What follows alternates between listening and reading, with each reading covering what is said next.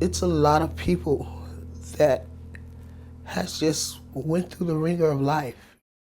You can look at some people and there's a blank stare. There's nobody there. They've lost all hope. They've just given up.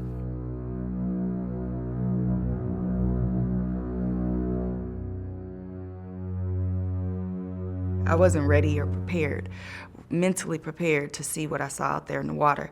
I really never saw like an actual dead body in water or in its original state before, I was taken back from the smells and things like that. And so that affected me, and I didn't know at that time that it did until I got home. I didn't know what moral injury was.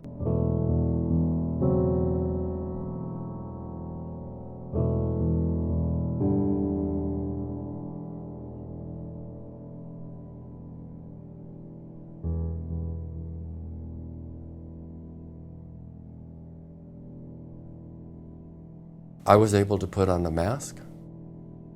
I was able to pretend that nothing bothered me, that it didn't affect me. I always said that I knew I would come home in one piece. I did, and I didn't.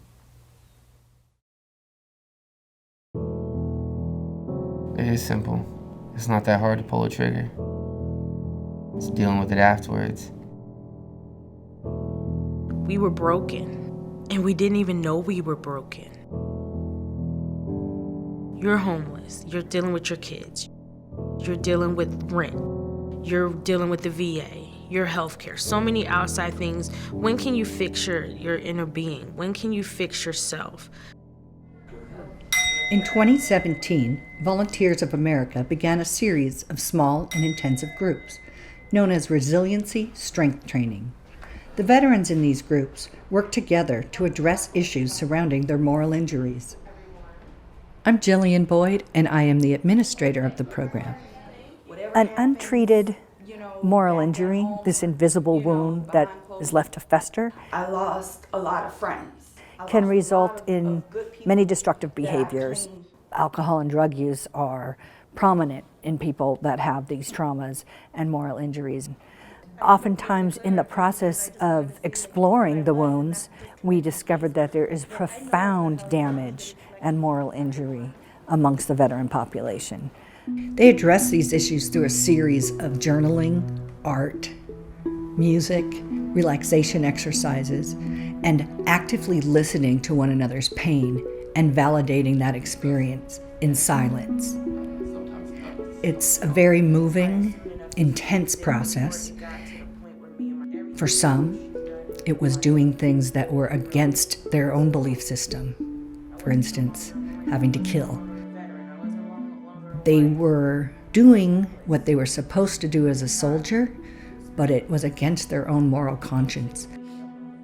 The result of that can be many, many things, from feeling like a monster, suicidal ideation, not feeling fit to return to their families, and the list goes on. I tried to put all of the things that were going on in my head to try to suppress them. And the more I suppressed them, the angrier I got, the more lonely I got. I overdosed trying to find a solution to my problems. So it was pretty serious for me. Morally, I was just broken down. I didn't believe in myself. No goals, no drive, just using. I want to get back to being a person who feels like I can trust people, that they're not out to get me.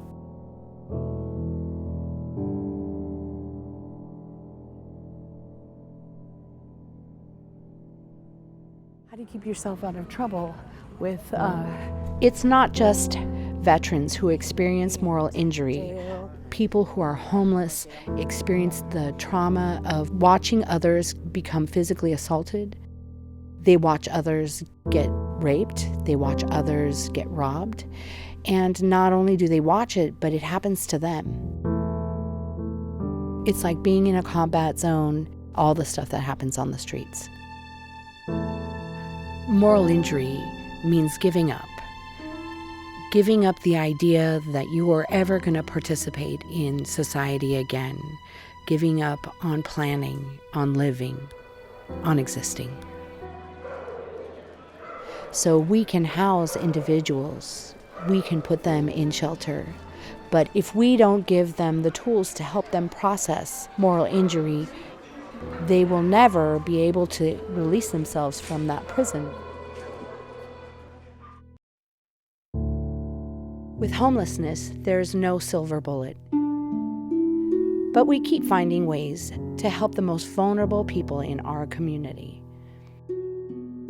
Because with what we're learning about moral injury, we think we found another piece to the puzzle.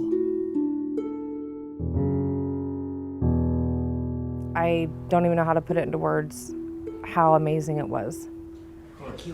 I had come into the light and I felt like I could breathe again. You're with people that are struggling to share. You're with people that just want to belong and just want to be supported and loved. And me too. You know what? Actually, like when I went to the training, people were calling me a man. They were calling me caring. They were calling me wise. And those are words that I never really heard before. And so to be able to hear that from strangers and just to know that I can trust these people, they don't get nothing from me. They're just trying to help me, be a support.